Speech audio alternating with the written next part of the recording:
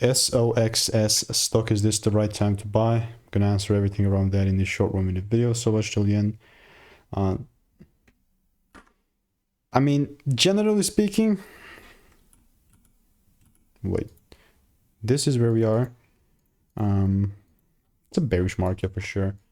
Look, like last time I made a video, I was just open-minded for longs, and not only did we went up, bro, we did a whole 360, went up, well down, whatever. Like that's 180 by the way. But what I'm gonna do is just get rid of this. It's bear, you know, it's bear. So what do I expect? Boom, that's my supply zone right here. Typically, the only thing that's gonna make sense to me is if there's a confirmation to take it further down.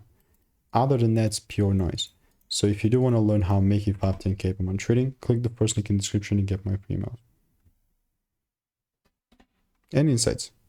And if you also want to stay tuned, you know,